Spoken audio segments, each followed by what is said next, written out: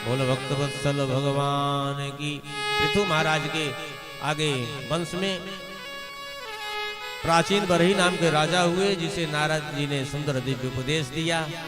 बाद में प्रचेताओं की कथा है, जो नारद जी के सुंदर उपदेश को सुनकर के सबके सब मोक्षगामी हुए।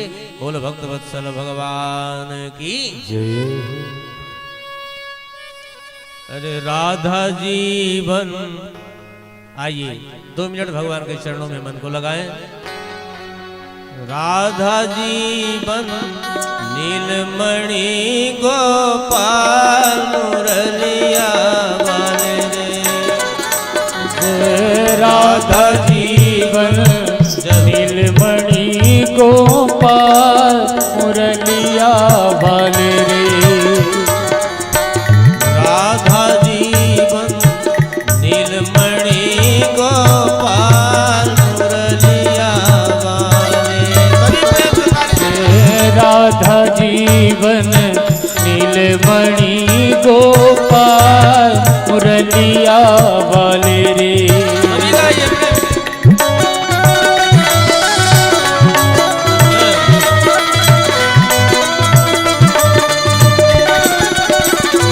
जय हो। सभी लोग ताली बजाते हुए हरि वो श्री राधे। जय हो।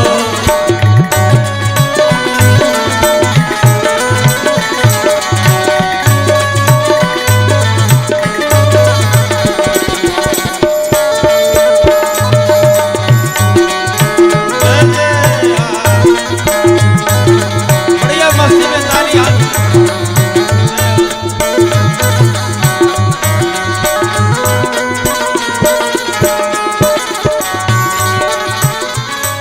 मेरे कान्हा मेरे सांवरे। दोनों हाथ चलिए उसमें। क्या बात।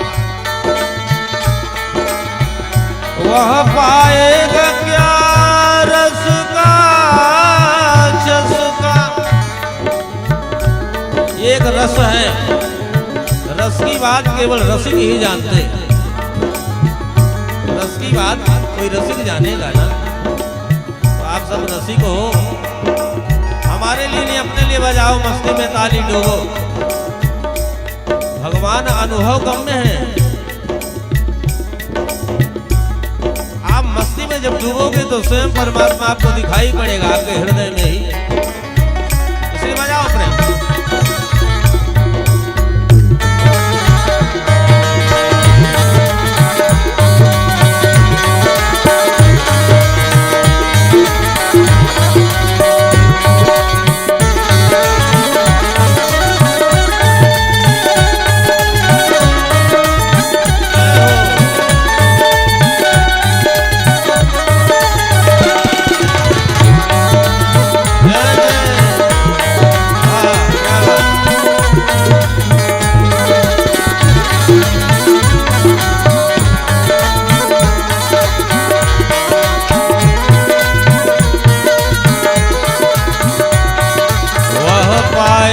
क्या रस का चस्का। नहीं कृष्ण से नेह लगाएगा जो, नहीं नेह लगाएगा जो। ये सब प्रेम की बातें। प्रियतम मिलेगा, पर जब प्रेम हमारे अंदर होगा तो प्रेम की सारे जहां में असर होगी। न होगी तो तेरी इबादत में कहीं कसर होगी। प्रेम वो है जो वीराने में पतझड़ खिला दे। इसे हरे कृष्ण इसे समझेगा वही। कौन इस रस को कौन समझेगा? रसिकों की समाज में जाएगा जो। रसिकों के समाज में जाएगा जो। रसिकों की समाज में जाएगा जो। रसिकों के समाज में जाएगा जो।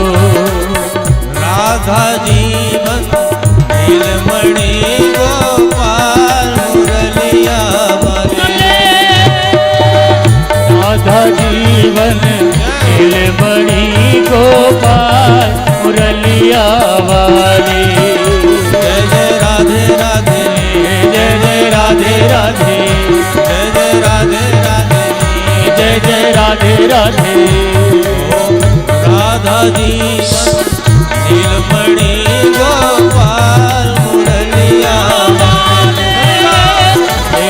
राधा जीवन नीलमणि गोपाल मुरलिया वाली। श्री राधे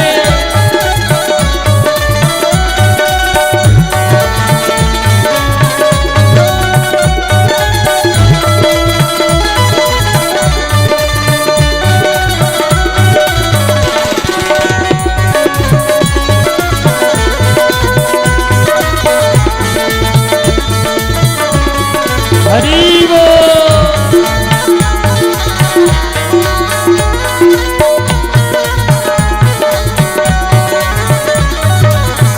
तुम कहते हो,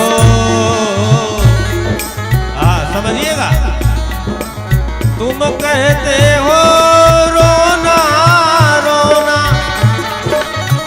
जिन भक्तों ने भगवान के लिए अश्रु बहाया, भगवान उनके आंसुओं को पोंछने में देरी नहीं की है। भगवान के लिए रोना पड़ता है। तुम कहते हो रोना रोना, हमको तो बस रोना है। चाहे वो मीरा हो, चाहे कोई हो, जिनने रोया ठाकुर को पाया। इसलिए देवी और सज्जनों, मस्ती में डूबो, आपको समझो। तुम कहते हो रोना रोना, हमको तो बस रोना है। नैनों की गंगा यमुना से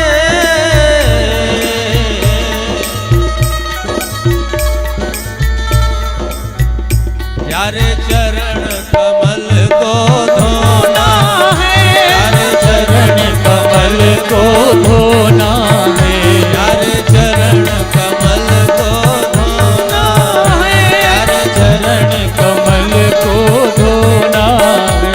गोपाल मुरलिया वाले रे, नंदलाल मुरलिया वाले। गोपाल मुरलिया वाले रे, नंदलाल मुरलिया वाले। जय जय राधे राधे, जय जय राधे राधे, जय जय राधा राधा, जय जय राधा राधा। राधा जी हरि वो नीलमणि गोपाल मुरलिया वाले। जय जय राधा जीवन नीलमणि गोपाल मुरलिया वाले रे। सभी लोग ताली बजाते हुए हरि वो श्री राधे।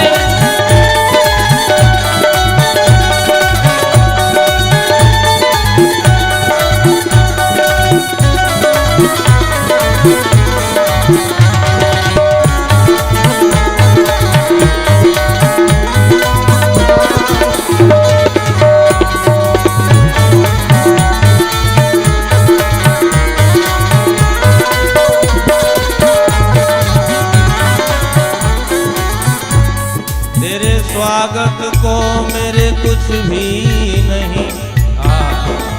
भगवान को कौन क्या दे सकता है? मेरे सांवरे मेरे मोहन, मेरे मोहना, तेरे स्वागत को मेरे कुछ भी नहीं। मेरे पास में है इन आंसुओं की माला, आंसुओं की माला। एक भक्त का भाव है कि मेरे पास में है बस आंसुओं की माला। अब देर न कर वो नंद लाला, ओ नंद लाला, मुझे गले लगा ले नंद लाला, मुझे गले लगा ले नंद लाला, मुझे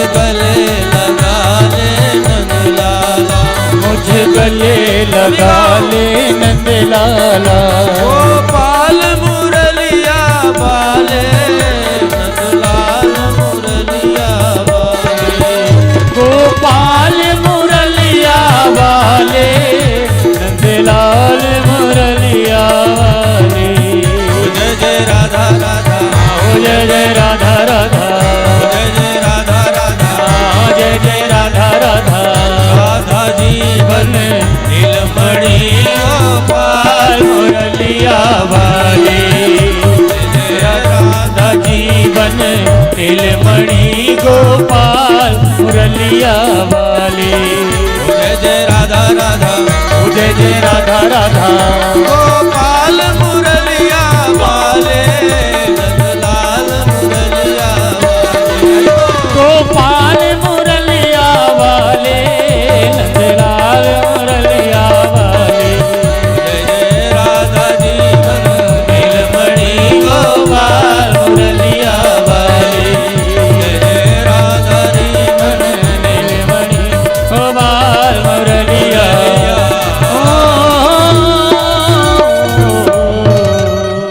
बोल बाके बिहारी लाल की जय हो, श्री सुखदेव भगवान की जय हो। जय जय श्री राम। राधे। ये भगवान प्रेम के पुजारी हैं। प्रेम बिना रीझे नहीं नटवर नंद किशोर।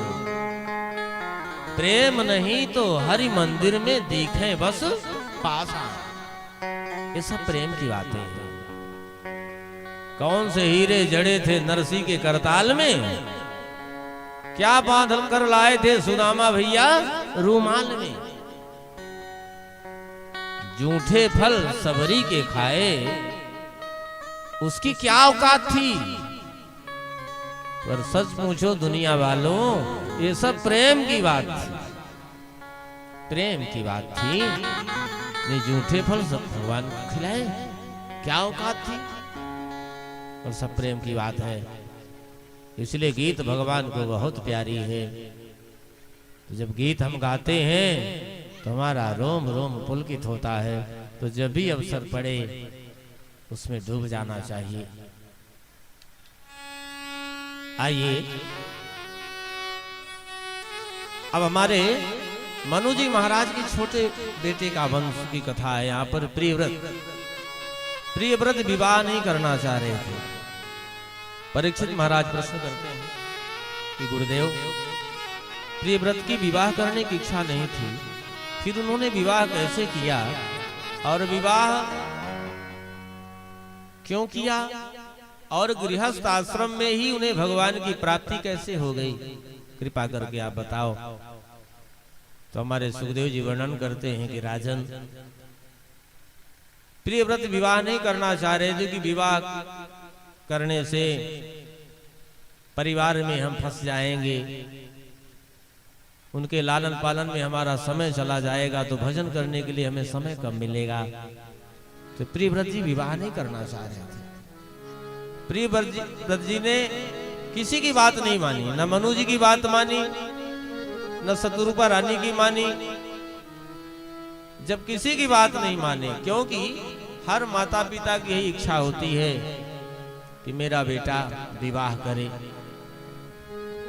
माँ के लिए सबसे सुखदायी अगर कोई अवसर है तो उस दिन होता है जब उसके यहाँ बहू आती, बहुत सुखदायी।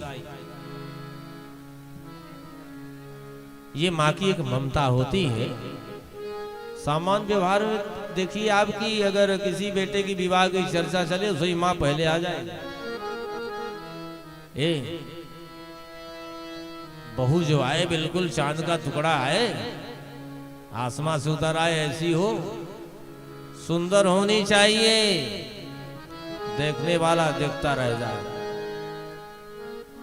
बेटा कितना सुंदर है उससे मतलब नहीं, बेटा चाहे काला कौआ हो, टेढ़ा मेढ़ा हो, लेकिन माँ अपने बेटे को ना देख ली, बहू जो आए तो देखती रह जाए। चाहे 2-4 साल बाद डंडे ही मारे सो चलेगा, लेकिन पहले तो देखने वाले क्या सुंदर। ये माँ का एक प्रेम है, ममता, सुख। तो यहां शत्रुपा रानी भी चाहती कि मेरा बेटा और वैसे भी देखिए बाबा, कोई माँ बाप ये नहीं चाहते मेरा बेटा बाबा बन जाए। बोले चोर बने, डाकू बने, लुटेरा बने चलेगा, लेकिन बाबा ना बने। बाबा से सख्त नफरत सबको। 4 दिन तिलक लगाने लग जाए कोई बेटा, माला लेके बैठ जाए तो माता पिता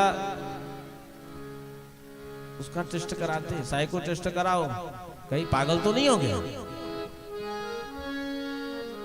बोल भक्त वत्सल भगवान की।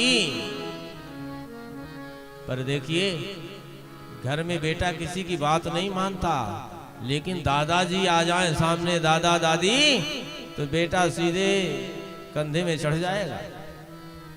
बहुत प्यारा होता है पोता कि नहीं? पोता पोती दादा दादी को बड़े प्रिय होते हैं, और वो पोता भी दादा को देखेगा, खिलखिलाता दौड़ा कंधे में चढ़ेगा। इसलिए कानून भी बना है कि पिता की अर्जित संपत्ति में तो बेटा नहीं ले सकता, पर अपने दादा की संपत्ति में ताल ठोक कर ले लेगा। बहुत प्यारा होता है। इसलिए देवी और सज्जनों, जिस घर में वृद्ध पुरुष हो, ये समझ के चलो कि आपका सौभाग्य है। प्रत्यक्ष देवता हैं, उनके पास बैठोगे आपको पॉजिटिव एनर्जी मिलेगी, पॉजिटिव एनर्जी मिलेगी। बोलो भक्त वत्सल भगवान की। तो मनु जी महाराज जब ब्रह्मा जी को बुलाया गया, बोले किसी की बात नहीं मानेगा ये, अब दादाजी की बात मानेगा। तो ब्रह्मा जी आए, ब्रह्मा जी ने समझाया, बेटा ये बताओ तुम विवाह क्यों नहीं करना चाहते? तो प्रियव्रत जी ने कहा कि विवाह करेंगे, बच्चे होंगे, उन्हीं के लालन पालन में समय चला जाएगा, मुझे भजन करना है, विवाह नहीं करना। तब मनु जी महाराज ब्रह्मा जी ने समझाया, बेटा सुन, विवाह भजन में बाधक नहीं है, विवाह की आसक्ति भजन में बाधक है। घर कभी भजन में बाधक नहीं होता, घर की आसक्ति बाधक है। हम लोग इतने घर से इतने आसक्त हो चुके हैं, चलो भैया कथा हो रही सुन लो, क्या करे, घर में कोई नहीं है, घर भी देखना है, बच्चे हैं, परिवार है। लेकिन जिस दिन मौत आएगी और आपको उठा के ले जाएगी, उस दिन क्या करोगे फिर? तब तो ये नहीं कहोगे ना कि भैया घर में कोई नहीं है।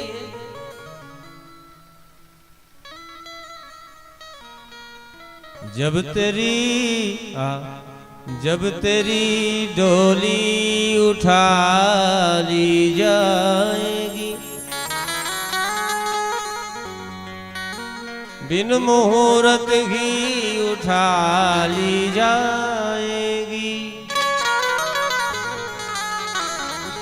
जब तेरी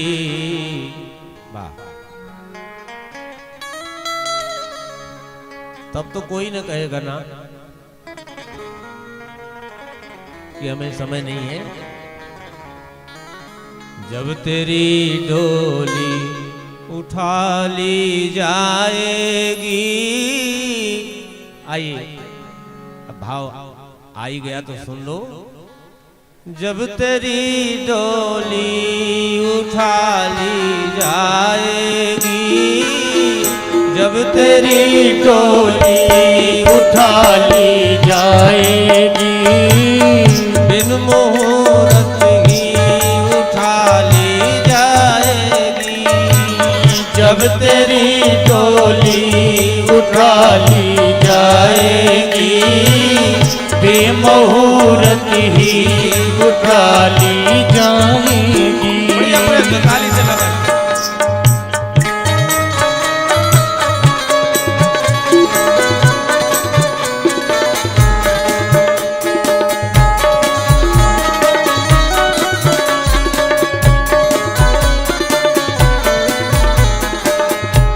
तेरी डोली उठा ली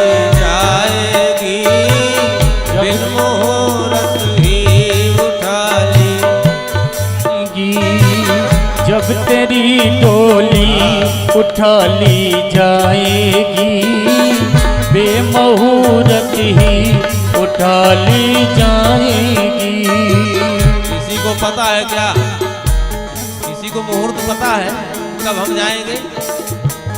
पर चिपके हैं घर परिवार से। तो हमारे संत कहते क्या? उन हकीमों से ये कह दो जाकर, उन हकीमों से ये कह दो बोल कर, करते थे दावा किताबें खोल कर, करते थे दावा किताबें खोल कर। वह दवा हरगिज न टाली जाएगी, वह दवा हरगिज न खाली जाएगी, दवा हरगिज न खाली जाएगी, बिन मुहूर्त ही उठा ली जाएगी। ये हवा ये दवा हरगिज न खाली जाएगी, बेमुहूर्त ही उठा ली जाएगी।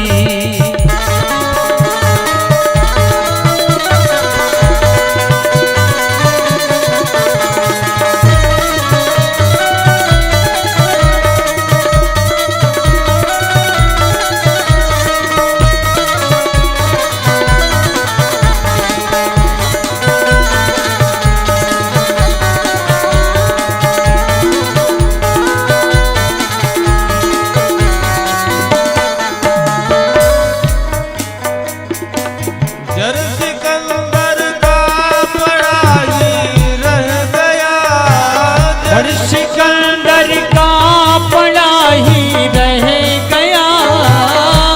जय हो।